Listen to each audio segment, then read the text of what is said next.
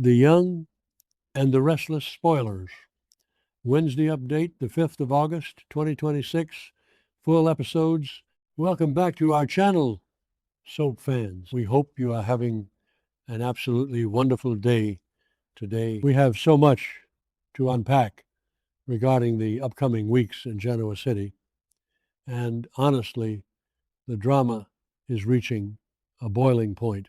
Grab a snack, settle in, and let's dive straight into the madness. Okay, so I've been thinking about this, and my brain is just completely fried trying to make sense of Nick Newman's latest decisions. Like, he literally just checked himself into rehab. He voluntarily went in because he was hitting rock bottom, and now the spoilers for August 3 to 14 are saying he just leaves, he just walks out against medical advice. It's weird, like really weird. The whole thing is just weird. I mean, I get that he wants to be there for his parents' vow renewal, but his addiction to fentanyl and cocaine is completely out of control. We saw him have that terrifying nightmare at Crimson Lights where he was tearing open sugar packets and hallucinating that they were fentanyl, and he just swallowed them all. That is a massive subconscious manifestation of his severe chemical dependence. But like maybe he just misses his family, or maybe not. I don't know. The psychological ramifications of him leaving rehab early are just disastrous. Wait, let me back up. First, I should mention Adam and Victoria, because this is the part that is really bugging me. Adam and Victoria are actually teaming up to help Nick. Adam and Victoria, the two siblings who have literally spent the last decade trying to destroy each other in corporate warfare over Newman Enterprises and Newman Media. Now, they are suddenly the dynamic duo of sibling support. I mean, not exactly, but kind of. It makes sense because Nick is the golden boy and they both love him. But I just keep second guessing how long this truce can possibly last. Usually, Adam does something impulsive and Victoria uses it against him. But then again, that doesn't explain why they are so unified right now. Maybe they realize that Matt Clark is still out there pulling strings and they need to protect Nick from completely self-destructing. Actually, no. First, I should mention the vow renewal. Victor and Nikki are renewing their vows at the Newman Ranch. Again, I think it was episode 12 or Trenton, somewhere around there when they last had a massive romantic event, but they are doing it again. Victor just gave this huge apology to Nikki, saying his love for her is stronger than his hatred for Jack Abbott, which, let's be real, is a massive statement for Victor.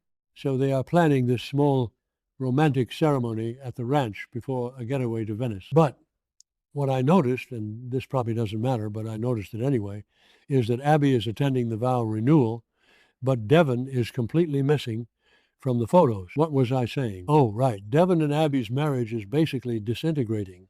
Devin is so unhinged and furious about Mariah Copeland and the whole kidnapping trauma with Dominic that he is completely alienating Abby. He's pushing for Mariah to go to prison, and Abby is just exhausted. So Abby is at the vow renewal alone, and you just know she's going to turn to Daniel Romalotti Jr. for comfort. It's so predictable, but also kind of fascinating. Daniel is already playing peacemaker between Phyllis and Christine, and now he's going to be Abby's rebound, sort of. Anyway, the point is, wait, what was the point? Oh, Maria. Okay, so Mariah Copeland is finally returning to town. Sharon is obviously going to be thrilled because she's been terrified for her daughter's mental health and the legal threats from Devin. But here's the absolute craziest part of the spoilers. Mariah meets Matt Clark, and they become friends, or they develop feelings. I am losing my mind over this. Matt Clark is a literal psychopath who held Nick hostage, manipulated Noah, and has been terrorizing the Newman family. And now he's going to bond with a highly vulnerable Mariah who just got out of a mental health facility. Okay, I know I just said the opposite, but hear me out. Maybe Matt is genuinely trying to change. He told Sienna he had an epiphany and wanted to stay in Genoa City peacefully. But no, wait, That's impossible. Matt is a master manipulator. He thrives on psychological torture. He probably sees Mariah as the ultimate pawn to use against Sharon and Nick, because think about Sharon's reaction. Sharon was held hostage in a clinic by Martin Laurent. She has so much trauma. And now the man who nearly got her son Noah killed and drove Nick to drugs is cozying up to her fragile daughter. Sharon is going to go absolutely feral. She will lose her mind. And speaking of Noah, he and Sienna are just leaving. They are packing up and moving back to Los Angeles, basically because Matt refuses to leave Genoa City. Noah is just surrendering his territory, which feels so out of character, but also he's traumatized. Noah opened the Shadow Room. It was this huge passion project, and now he's just going to run it from afar. But wait, it gets crazier. He hires Danny Romalotti to manage the club. Danny, the former rock star who just got back together with Christine. Christine is going to be completely blindsided by this sudden career change. I mean, going from a touring musician to managing a nightclub in Genoa City, it's a huge pivot. But maybe Danny just wants to stay grounded for cricket, or maybe he needs a distraction from the Phyllis drama. Wait, let me backtrack to the Phyllis drama because that ties into the whole Matt Clark thing. Phyllis was the one who removed Matt's ankle monitor, which put her right in Victor's crosshairs. Victor's probably planning something diabolical for both of them. But Phyllis is so self-destructive, she probably thinks she can outsmart Victor. She can't. Nobody outsmarts Victor. Okay, let's pivot to the Abbott and Spectra chaos, because my brain is just jumping all over the place. Sally Spectra is making a deal with Adam again. Billy walked in on them and was absolutely furious.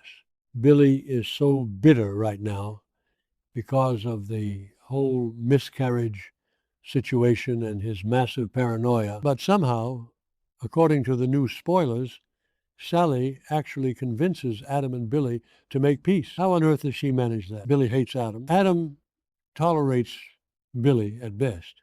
But Sally is like this emotional anchor for both of them, even though she's completely traumatized herself. And then Billy also makes peace with Kane Ashby. Like, what is happening? Everyone is just making peace? Apparently, Billy and Kane put their massive differences aside for the sake of Jill Abbott.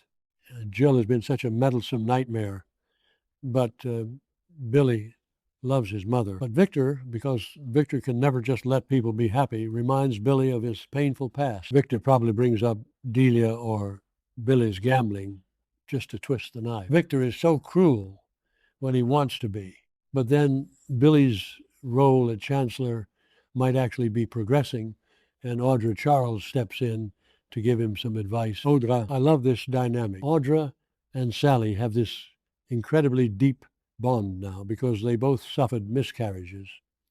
Audra had one years ago with Noah, which she kept secret. So Audra is fiercely protective of Sally.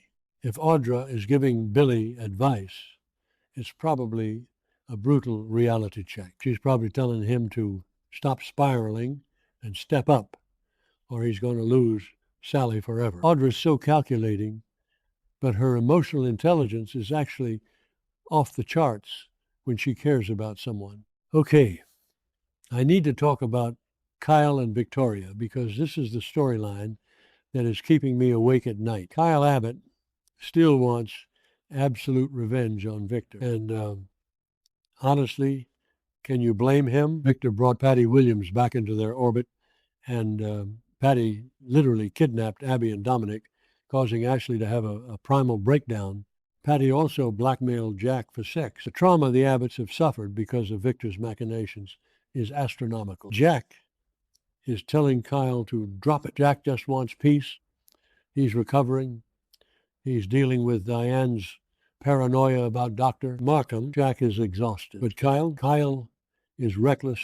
He made a dangerous deal with Patty in jail. And now the spoilers say Kyle and Victoria getting closer and might cross boundaries. Victoria Newman, Victor's daughter. Kyle is literally sleeping with the enemy, or, well, getting ready to sleep with the enemy.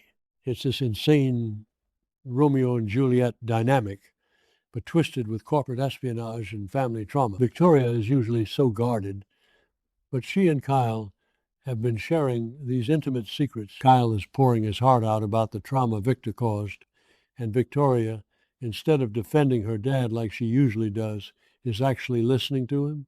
It's wild. If Victor finds out that Kyle is romancing his daughter while secretly plotting to destroy him, Victor might actually have a heart attack, or he'll just crush Kyle like a bug, probably the latter. But then again, that doesn't explain why Victoria is letting her guard down. Maybe she's just lonely. She didn't want to reunite with Nate Hastings.